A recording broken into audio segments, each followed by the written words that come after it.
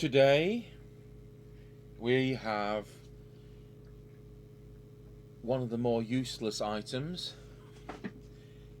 but what I believe to be very nicely made, Satcom Scan 40F. We've got a Satcom base station.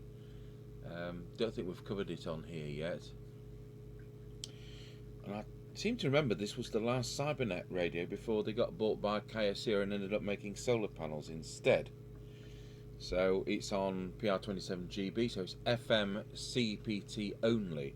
So to us as 2781 users, well, it's pretty useless. We had a company decision we weren't going to pay more than about 30 quid for any of these kind of things, and I've ended up paying probably more than double that. But it came in a box and it's got everything. So, like the instruction book. Now we happen to have got a circuit diagram from another source, but these didn't come with a circuit diagram. So we've got a mic and a power lead, which is handy. Standard 2-pin, what you'd expect on a Cybernet. Standard kind of microphone we would use, but it says Satcom on it, and it's a 4-pin plug. So this is going to be what, 1987 or something like that. So that's quite nice. So I've got the instructions, as I say, nicely trodden on at some time.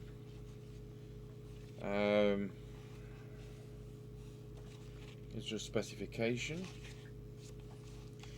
Yeah. So yes.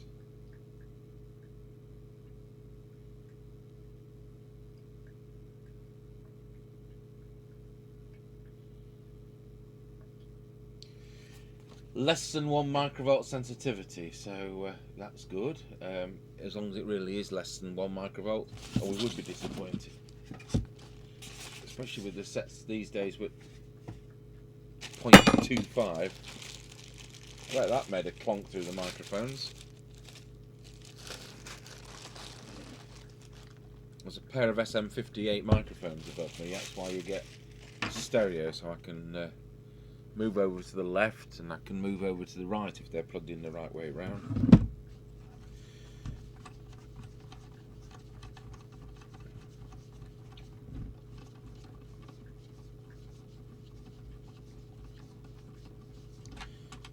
Right, let's go inside and see what there is.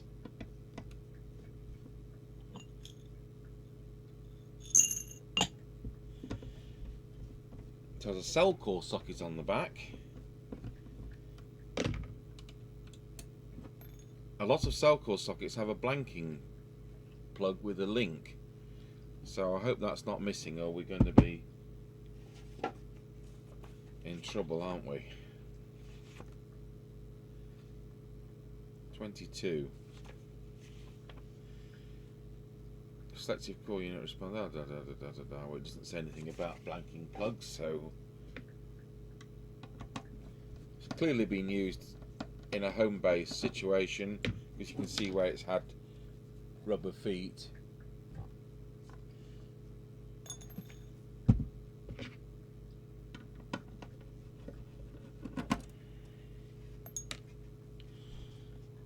I've already lost a screw.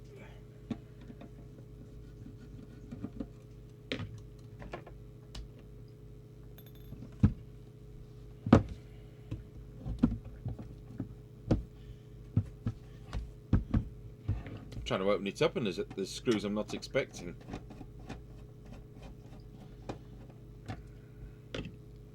Serial number 48.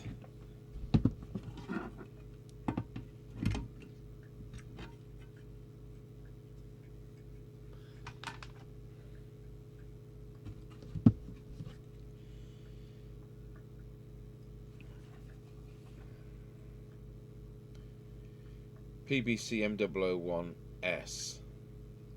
So it's the kind of numbering you expect with Cybernet. So I've no reason to disbelieve what is said. I think we'll open the bottom as well.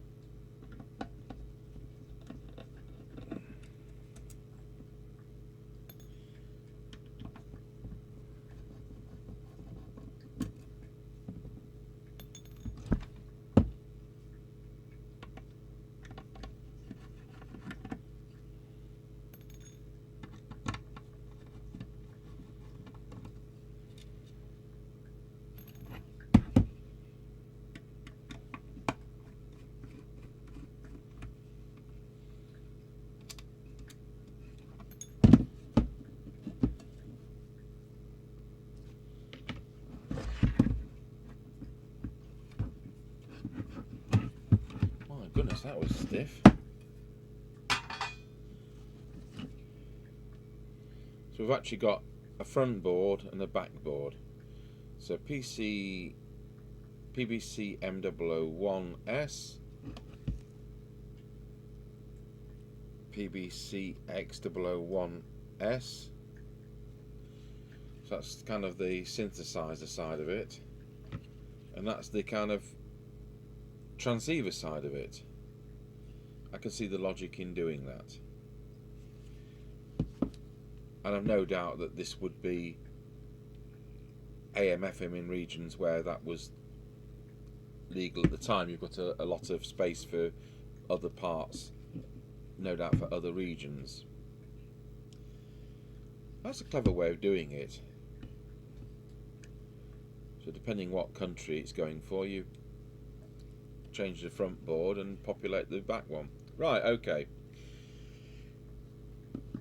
We'll get it powered up.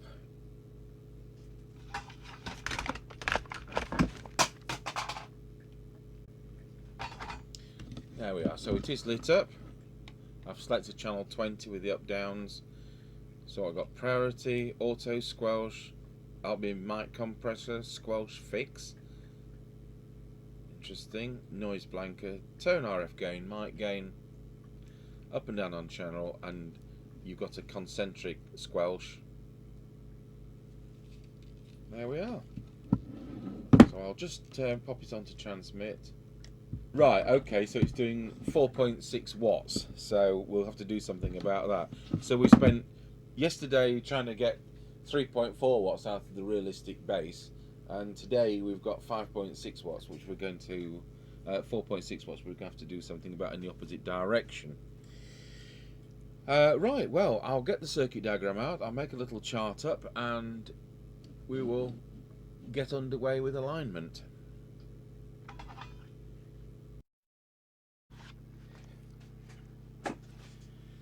Right, well, I've spent the last 90 minutes wading through the circuit diagram and coming up with a bit of a chart of what we're going to do with this.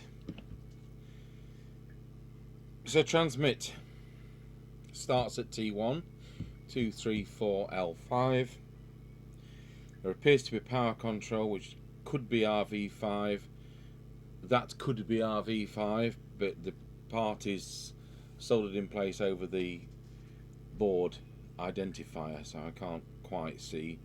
Some of the presets look like guesswork. We start at T11 with the receive. Well, we don't. We start at T10. The T11 looks like the detector. So 10, 9, 8, 7, 6 and 5. VCO, which we're not going to touch, is 201, and we'll set the frequency with CT201. So as ever, we will start with, oh yeah, got no electricity at this end.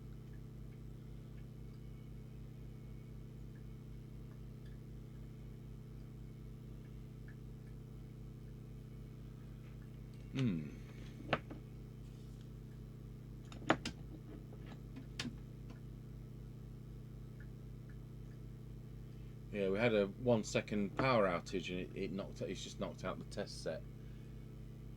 So I'm in the middle of nowhere and we do get power outage. We had one for 2.5 hours the other day, and I had to change some of the 11,000 volt lines a couple of 100 yards away. So it does happen. Okay.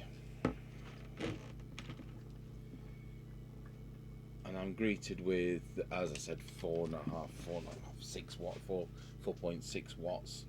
I have to pause the video because it's knocked out my camera 2, which is now doing that. Okay.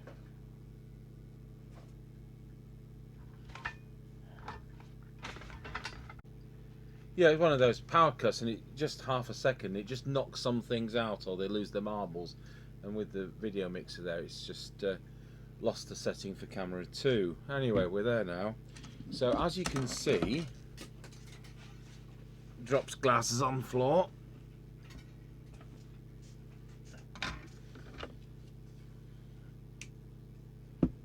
So there's 5 watts, so we're at 5.6, so that needs to come down. But first of all, we need to tune it for maximum. So what we're going to do is we'll start at T1.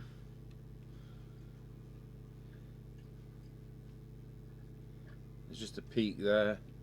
T2.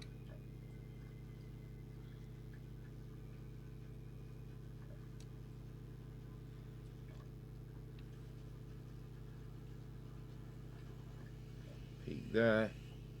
T4.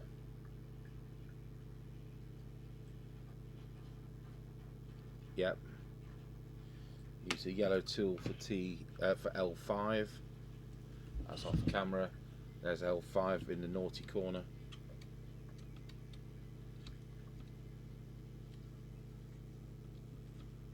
Good grief. It's 5 watts now. And then we think that power adjust is RV5. And we think that that's RV5. It is. There we are, spot on 4 watts. So that means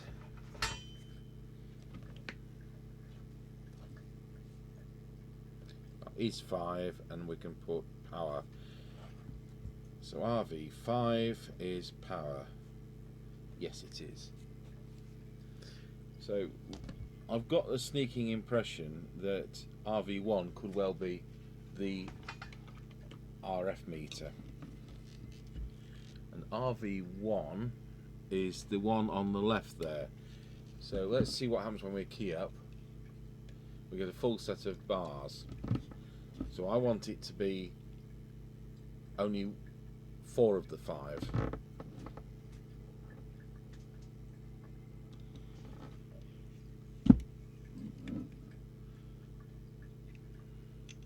I'm right, it is. There we are, now 4 of the 5 bars. So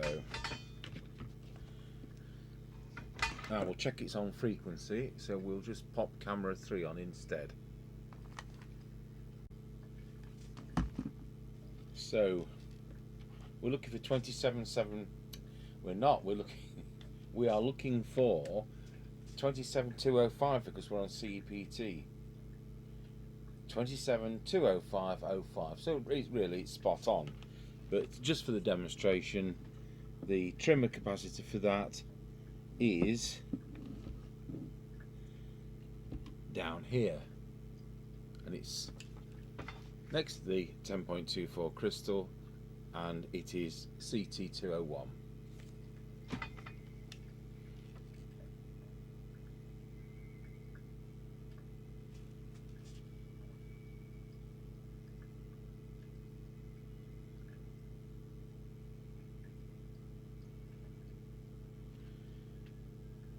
There you are. Not really any difference, but that's where it adjusts from.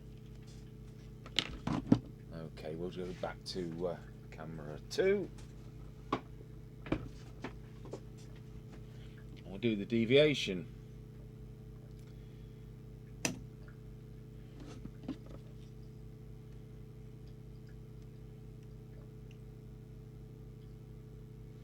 we'll get the little oscillator out.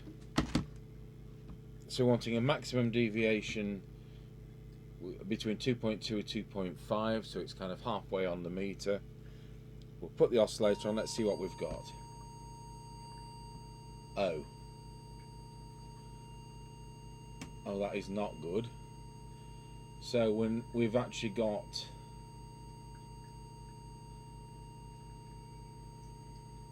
about 8 kilohertz deviation, so I think they were transmitting on 3 channels at once, and we think that deviation is RV7, which is the one there. I'm right, it is.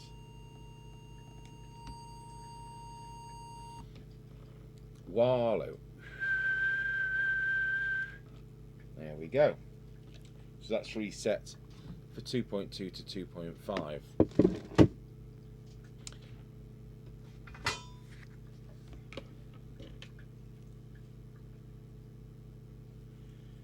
Oh well, we whipped through those quickly. We better start on the receiver. So I'll plug it into the test instrument.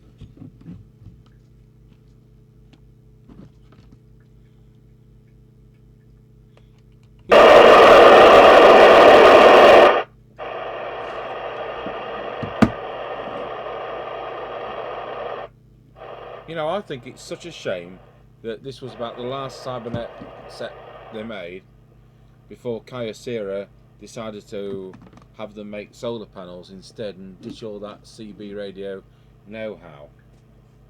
It just seems, you know, building it up over 20, 30 years, and, you know, good kit, and then it's all thrown in to make solar panels.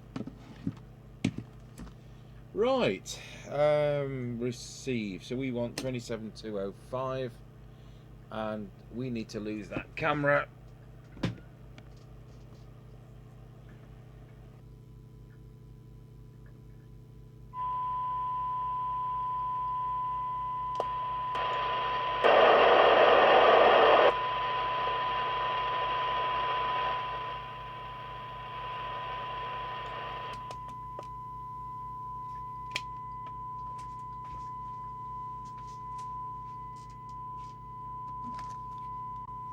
So I've put an S9 signal on. We're going to do the detector first. I've turned the bench light off to make the oscilloscope screen that little bit more viewable, and I think that T11 is the detector.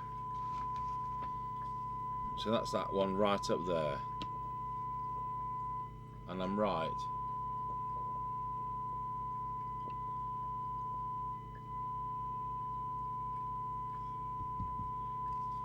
I don't think that's made it any better, but I've set it and that's what it's about. So we'll reposition the camera onto the cyanide meter, and now we'll drop the attenuator down until we get about 4 dB. And we'll make it about 5. It's a bit hissy, that. So at the moment we're listening to just under 1 microvolt. So I'm hoping we can improve that. Drop the volume off a fraction.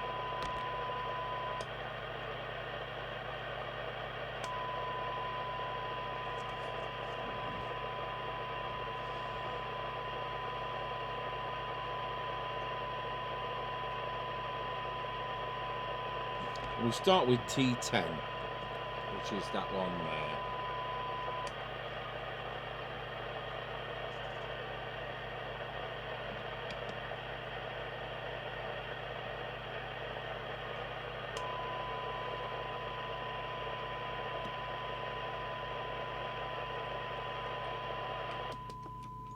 Just check that's not symmetry, because it's not having much effect.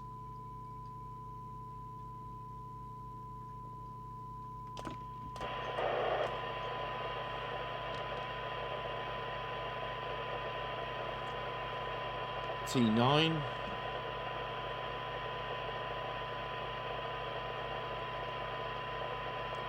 T8, there's crystal filter there just for your information.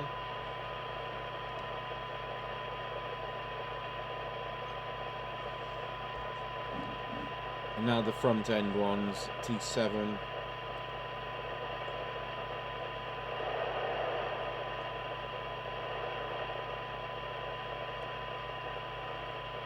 T6.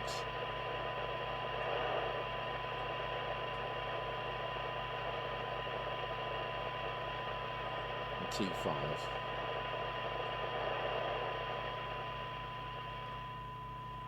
That's incredible. The only one that's out was the last one. Miles out.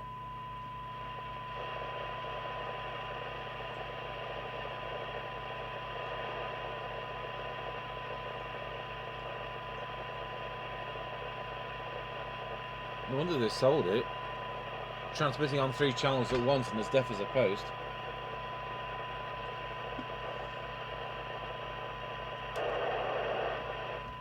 So now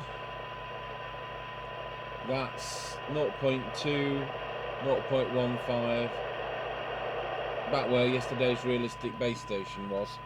That's fine. That's better than 1 microvolt, which is what the instruction book says it will be.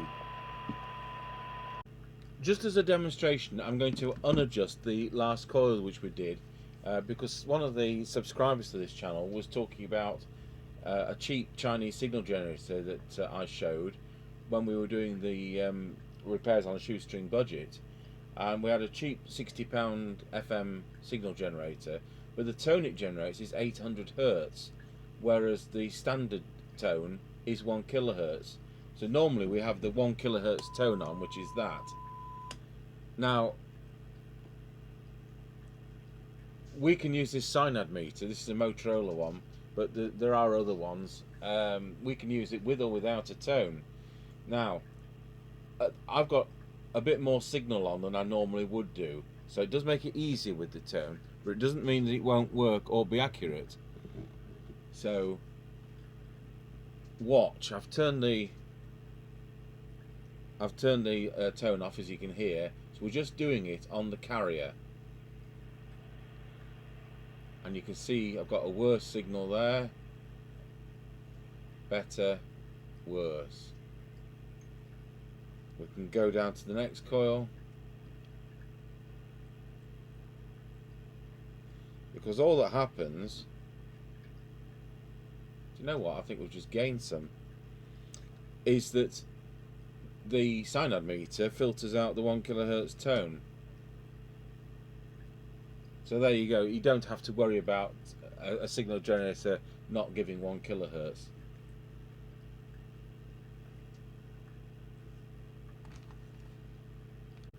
As a further demonstration, I've now switched the signal generator to AM.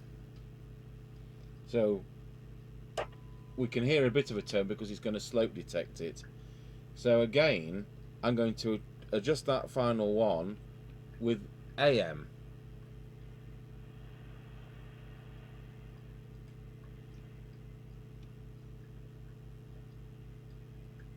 So it's not quite as easy, but it's quite doable with an AM signal generator to set up an FM set if you use a Cybernet meter.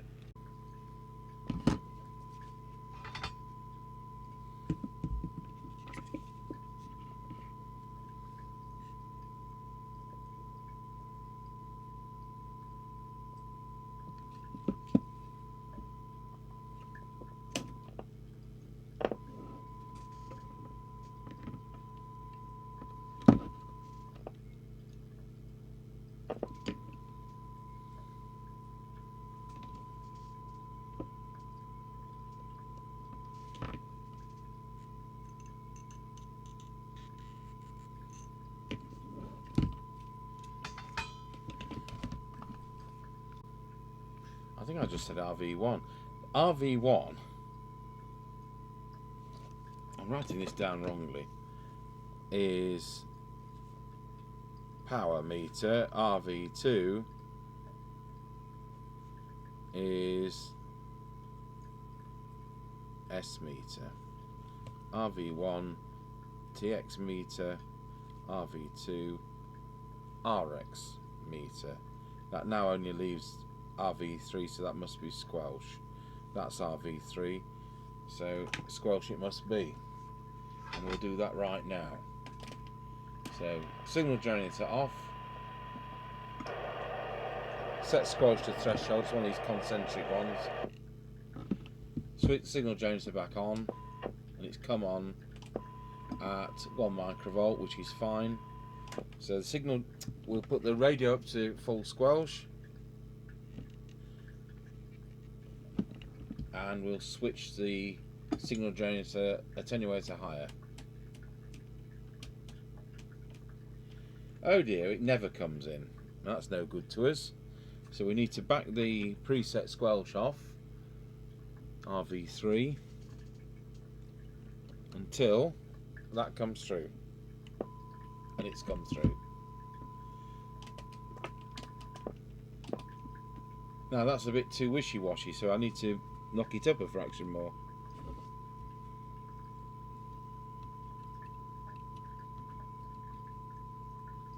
Let's try that.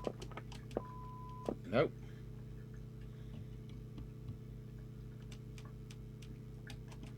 Oh, it's one of these, is it?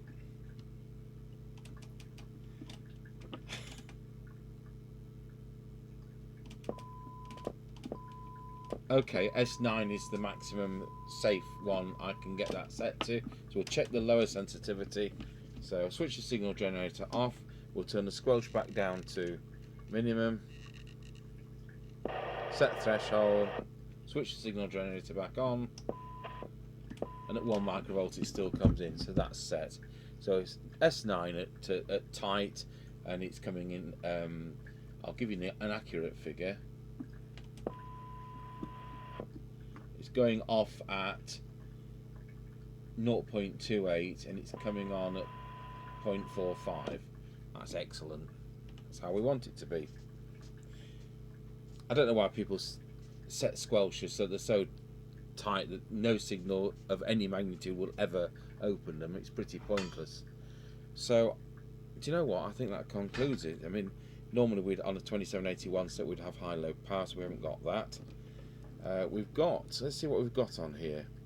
Priority is channel 9. Oh, auto Squelch. No. Oh, it's auto scan. Yep, I did that. I set the signal generator to do that. Mic compression. Just voila. Just listen on our little monitor with plenty of feedback. Of course we can't monitor on that. So we can't listen to ourselves on that because the only monitor we've got is 2781. Squelch fix. Let's see what that does.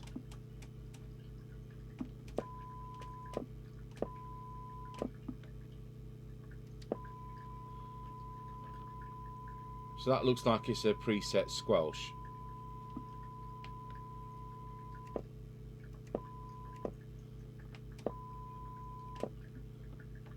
It's quite a hefty signal to open it.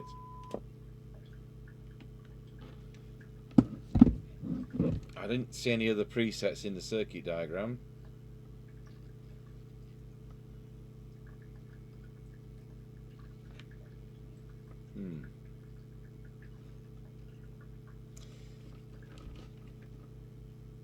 What else have we got? Noise blanker. That's really something left over from AM.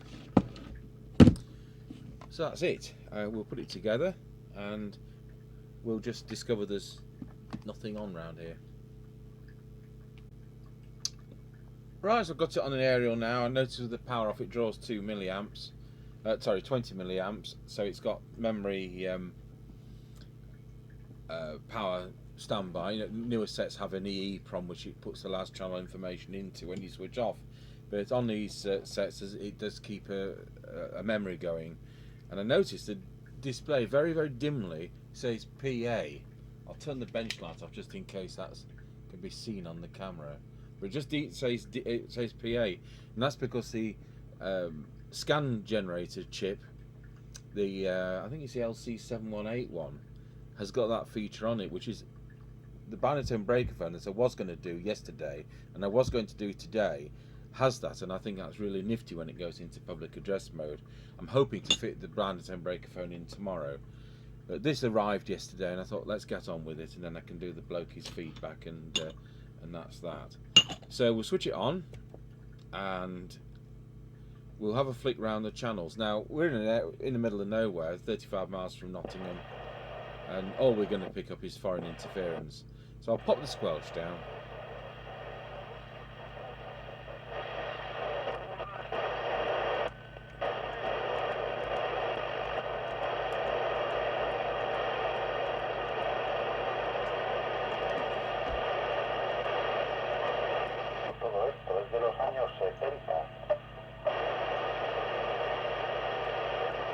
Well, he wasn't in Britain, was he?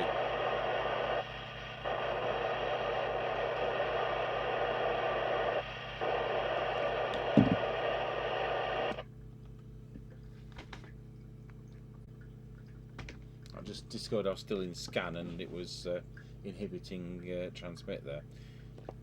19 Roger. Now notice it lit 3 lights when we know it's set to 4 watts, and that's because the SWR affects the relative RF meter. Doesn't mean we're only giving 3 watts out. It just means that that's what the display says because it's inaccurate. So carry on flicking round. Yes, sir.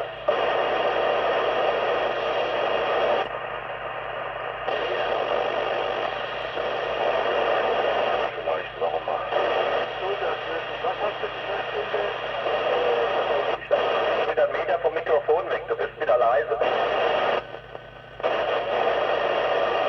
Well, there's either a lift on or there's got the burners out in some other countries.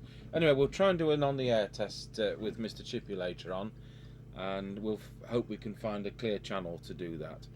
So there you are, the CEPT only PR27GB Satcom 40F, Scan 40F. Very nice, high quality radio. It's certainly doing the full power, everything you could wish, except it's CEPT only. Thank you for watching.